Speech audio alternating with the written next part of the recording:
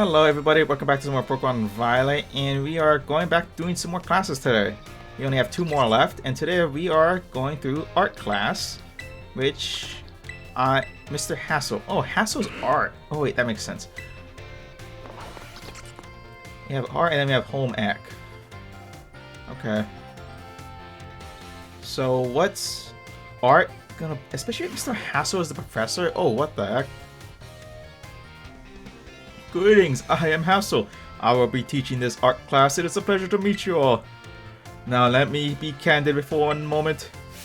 I imagine that many of you will forget all that you learned in this class once you graduate. After all, you don't need even a basic understanding of artwork, much less a refined appreciation of beauty for most exams or jobs. So is my class a waste of time for you then? I think not. At least I certainly hope it isn't. Think for a moment, all of you, what is beauty anyway? What makes something beautiful? I don't know. Interesting. Thank you, Tails. Oh, I don't mean to suggest there is a correct answer to my query. The important thing is that you all take time to think about it. Think about why we might find beauty in a flower blooming on the side of the road, for example. Question why the sky is a different shade of blue than the ocean, or why the leaves change color. Ponder the windmills of Artisan and how they move. Contemplate the chilling bite of the waters of Cascarafa. I'm sure you'll find that every little detail of your lives will seem more vivid, more impactful if you just take a moment to stop and think. And I'm certain that if you stop and truly appreciate the little beauties of this world, it will help pull you through the days where your studies have you exhausted or when your work has dampened your spirits. Do pardon me for waxing philosophical. You don't need to understand all of that now. To put it simply, it is true that one doesn't need art to survive, but certainly it makes surviving much more enjoyable. It is my hope that this class will add even a little bit of color to your lives. That's all for today. Next time we'll try a more hands-on approach for appreciating beauty. I still don't know what I got out of that class. Okay. I don't know what kind of test this class would have either. This would be the most jankiest test if it's it was one class. Let's look at the second one. Mr. Hassel's always interesting. Hello class, it is I, Hassel, yet again. In our previous class we discussed what beauty is, which might have been a little boring for you, so today I thought I would mix things up a little to pique your interest in art. Allow me to introduce our special guest, Gibble.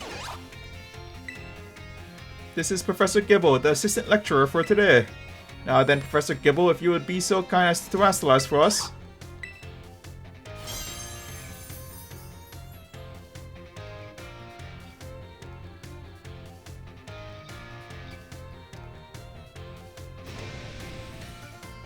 As some of you may already know, a Pokemon can terastallize if you use a Terra Orb.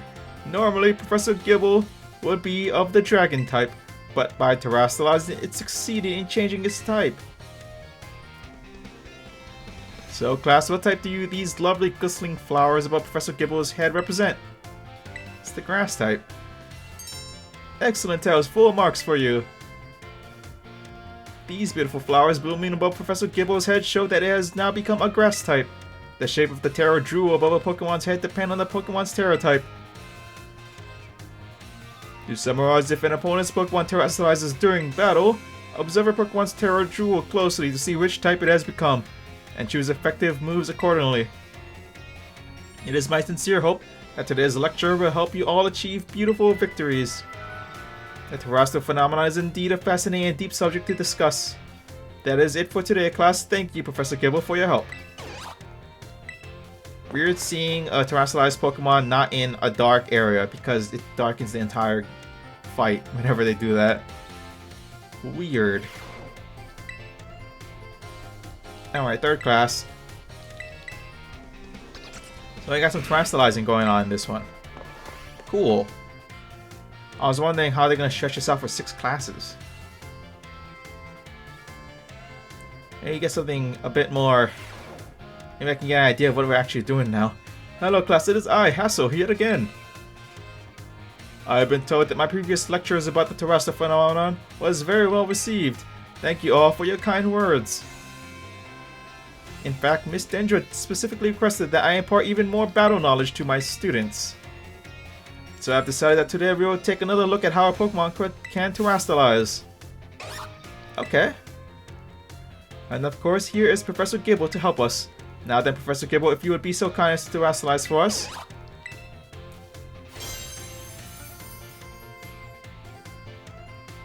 He is Ice type now, huh? Now, what do we have here? Last class we saw class type terrestrializing, but this time we have something of a different shape. Observe a Terrajewel resembling a snowflake. Its dendritic shape is stunning to behold. It's a little chilly standing so close to it. So class, what Terra type do you imagine this jewel might represent? Excellent, Tails. Full marks for you. The reason there's a snowflake shining above Professor Gibble's head is simple. It is now an Ice type. And because Professor Gibble is currently the Ice type moves would not be very effective against it. Keep in mind, usually they would deal quadruple damage to Gibble. Oh yeah, Earth Dragon. Man, that sucks. That's Ice type, so sad. Now here's some trivia about snowflakes. While snowflakes come in many different shapes and sizes, most are classified as hexagons. Just think of it, snowflakes fall from the sky, taking similar shapes without anyone saying they must. Do you not fear the great mystery of nature, the beautiful enigma we live in? This is a bit of a tangent, but Mr. Jack classes are also hexagonal, aren't they? I almost forgot to mention that you can change a Pokemon's Terra type at the Treasure Eatery located in Medali. Is that where the gym is? Medali. Though I must say the cook there is a little prickly. You need to get on her good side if you want her help. Now come prepared for next class because it is time for your midterm examination. Thank you for today, Professor Gibble. Medali. Okay. The eatery. Let's check it out. I kind of want to have to see where that is. I have an idea. It's this, right? Yeah, Medali. Okay, it is the gym at Medali. Okay. So the chef is the one that does it. Interesting. So this is actually a good class. It's kind of weird. I mean, from the get-go, I had not very much expectations. It taught you how to change Terra types, though. Cool. I'll take it. I should probably do that, I guess. I think my Terra types are kind of janky a little bit. I do hope you're all ready because it is time for your midterm exam. Focus and do your best. And begin. Oh, that's right, exam. Gemstones that flows over Pokemon's head when it's terrestrialized. When the answer to the question was in the shape of flowers, what type does it represent? What shapes are most snowflakes classified as? What is the eatery that allows you to change the Terra type? Oh, where is the eatery? Medali. What makes something beautiful? There's no correct answer. Time's up. That's it for today's test. Pencils down, please. I'd rather not have my students worry about passing or failing in my art class, but tests are tests after all. Always, good work everyone. You can check your results at the front desk. Okay, halfway done. The first class, kinda janky. Just right, to be honest. Oh, I actually got all of them correct. Cool. I'm actually surprised. Because I wasn't completely sure. Now classes will begin soon. Don't be tardy. Thank you.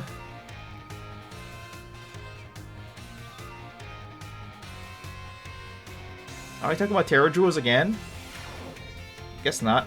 Hello class, it is I, Hassel, yet again. I'm pleased to say that everybody did very well on the midterm exams.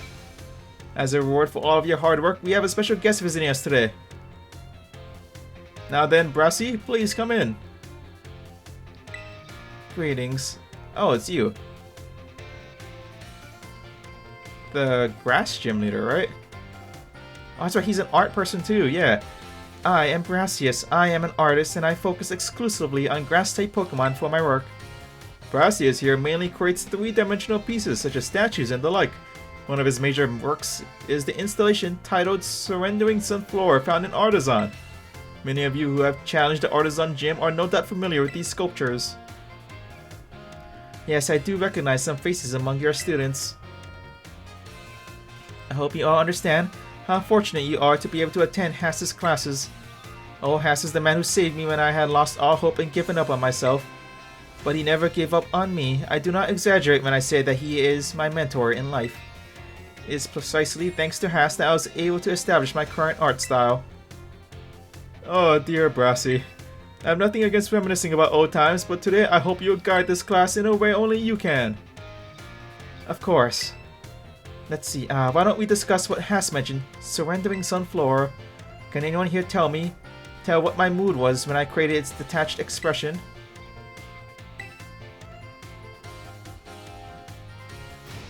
No, completely and utterly wrong. When I made that sculpture, I had surrendered all hope. I was prepared to give up everything.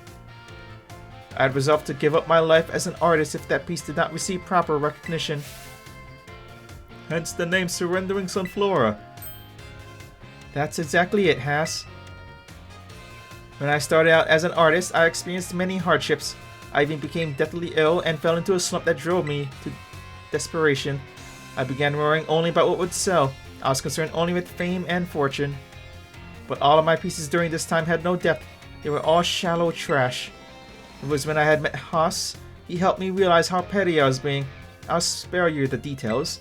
But in the end I was able to leave all that behind, and that is also when I crafted the Sunflora. Remarkable, even I did not know the full story until now. This kind of thing is hard to tell someone, especially when they are so close to you. Now I don't doubt that you adolescents will often find your heads crowded with worries. My advice is simple. Be honest with yourself and do whatever your heart desires, so long as you don't cause trouble, that is. That is all from me. I must admit I am beginning to feel a bit embarrassed, so I bid you farewell, Hass. And farewell to your pupils as well.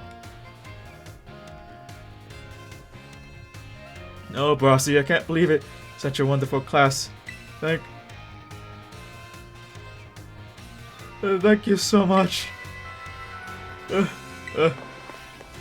didn't even say goodbye. You're still crying.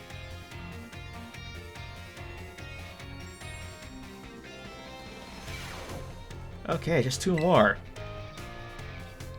So this one also is kind of have actual life lessons. Cool. It's like, what was it, history class maybe? No, maybe math. I don't remember. There was some other classes that had a good amount of... Oh, language. Language was the one. Hello class, it is I, Hassel, yet again. First, allow me to apologize for losing my composure during our last class. I was touched by Brassius' story that I simply couldn't contain my emotions. I'm sorry for making such a scene. I certainly got a very stern talking to from my missed time after that class, yes. Anyway, let us shift gears and dive into the material for today's class. Now, have any of you heard of the 10 sites of Paldea? The what? As the name would imply, there are 10 sites in Paldea that are considered particularly beautiful. Among them, I would say that the Grand Olive Orchid is likely the most accessible. Oh, that's right, yeah, I did hear that. That's so long ago, though, at this point. You can see field after field of olive trees from Hill on the Red to Cortando. 2 waterfalls are also counted among these 10 sites, Fury Falls and Casa Warrior Falls. Then there's the peak Glaciado Mountain, known as Paldea's highest peak. There's another cliff on Glaciado Mountain that's named after its rather unique shape. So let me ask you, my students, what is the name of the 3-pronged cliff on Glaciado Mountain? No need to grasp at straws. Reach? No. Very good guess. I think something reaching would stretch out farther, though. The 3-pronged cliff on Glaciado's mountain is in fact known as Glaciado's Grasp. Though its shape is far too stubby to be that of a human hand, I imagine someone thought it looked like a Pokemon hand grabbing something. There's also the mountains in Area 3 of the East Province where you can get a good look at Levincia. It's particularly gorgeous at night. In fact, the view is so brilliant it is known as the Million Vote Skyline. I hear it's quite a hot spot for dates and deservedly so for having such a romantic view. I imagine it's, what do you kids say these days, a very fleek selfie spot. I don't think anyone calls it that. I don't think that's a word they use. Of course, you may feel that not all tent sites live up to their grandiose names. How often do we visit some tourist spots only to be disappointed? Not to say that you shouldn't visit them, only that you should keep your hopes in check. The important thing is to go yourself and see them with your own two eyes. And sometimes a disappointing experience can be worthwhile in its own way. Take a chance. Oh, that's it for today, class. Thank you for your attention. One final class. Yeah, bring it all home with a good one.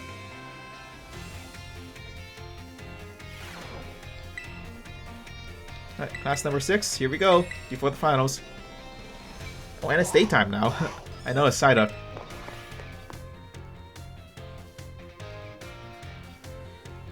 Alright then, what are we going to be learning today? Something good? Something cool? Or maybe something unique. Hello class, it is I, Hassel, yet again. My, how time flies, as they say. Indeed, our time together has certainly flown by. It's hard to believe that this is our last class. Now, our topics for today may feel somewhat unrelated to art. Oh, Penny's here. But there's absolutely no set definition as to what art should be. Therefore, let us carry on with the discussion and see where it takes us. There are two things I wish to focus on today, ribbons and marks. Oh, okay. Both ribbons and marks are special honors that capture a Pokemon's qualities. There will be times when your Pokemon gives maximum effort or has a noteworthy experience. In recognition of its feats and accomplishments, it can be given a ribbon.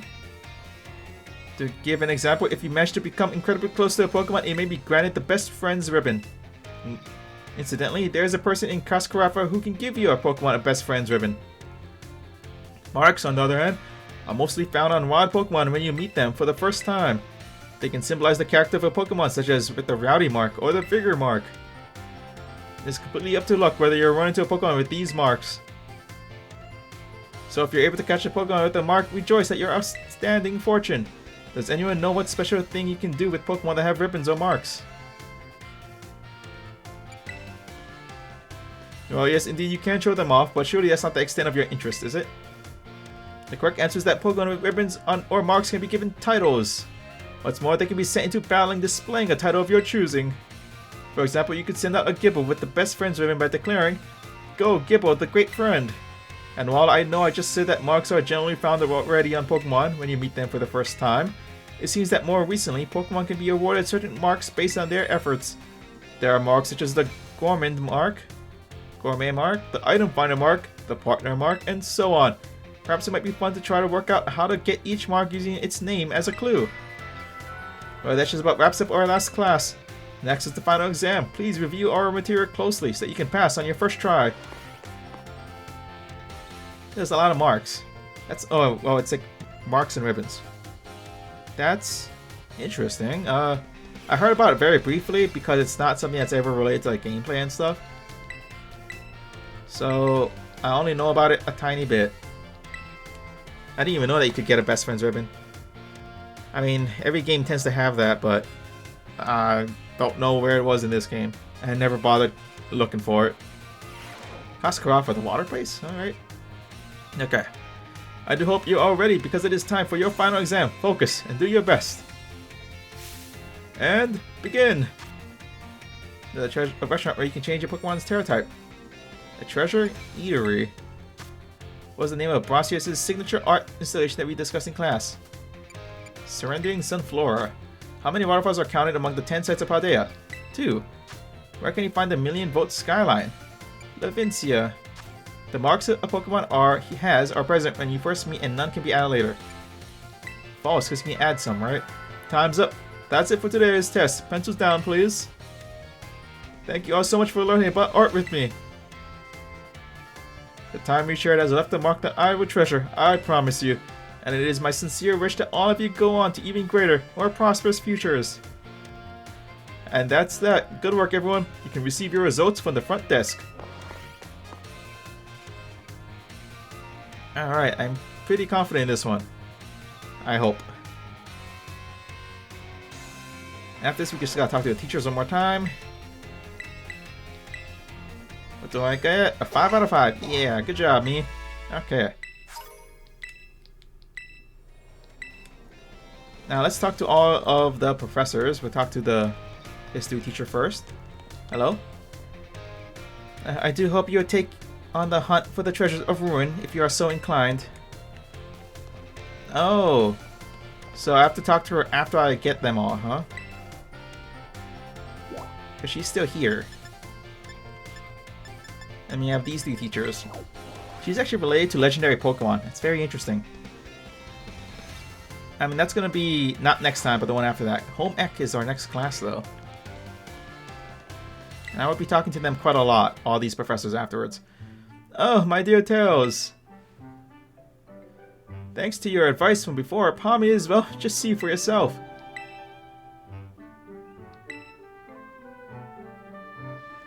Yeah, it's feeling better, but this particular Pawmi may just be a bit meek, I suppose. I had Nurse Miriam take a look as well, and she says there's nothing wrong with it health-wise. So it shouldn't have any injuries, ailments, or the like. Even so, it never hurt her so much as a cry, which is odd. That part has even Mr. Jack for here stumped. Sorry that I couldn't be of any help. Nah, Tieng Paz, don't worry about it. I have some information now thanks to the Academy's security cameras, though. It seems Pawmi was attacked by a wild Pokemon and fled here to the Academy grounds. Maybe it's still in a bit of shock from that experience and can't bring itself to speak yet. Yep, if that's the case, there's absolutely no problem with keeping quiet. Past their problem. We can just attendre. Right, that is until it feels like talking. That's all we can do, really. Even if you can speak all sorts of languages, there's no guarantee that you can understand what's going on in someone's heart. But have no fear, I won't give up. No, I'll keep on trying until we figured each other out. That's cool, so he's got a little Pawmi with him now.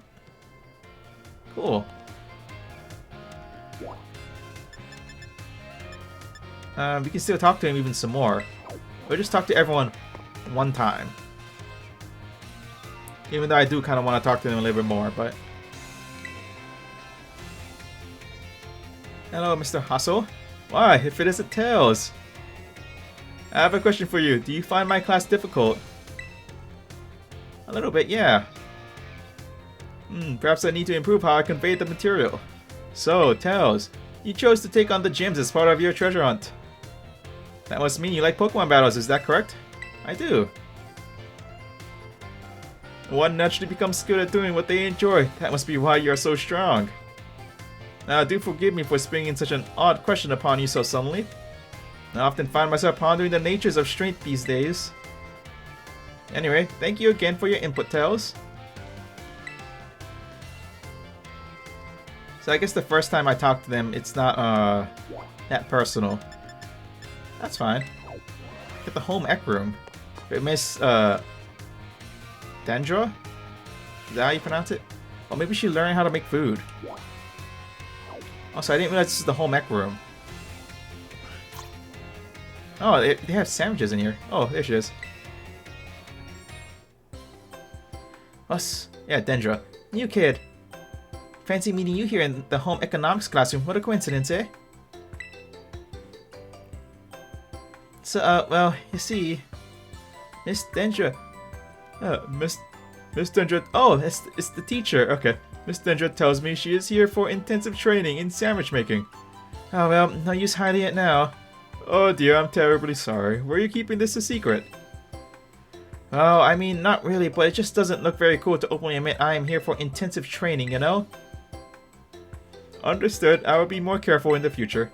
Well, new kid, now that you know what I'm up to, I guess you just have to help me out with my training here. What? Try this sandwich. It's the result of my training so far. It was soggy and hard to eat, and once again the taste left much to be desired. That was my meat lover's prosciutto bacon. Oh, that was my meat lover's prosciutto bacon and chorizo sandwich. How was it?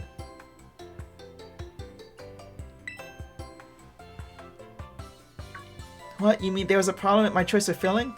I guess focusing on muscle-building ingredients really did a number on the flavor, huh?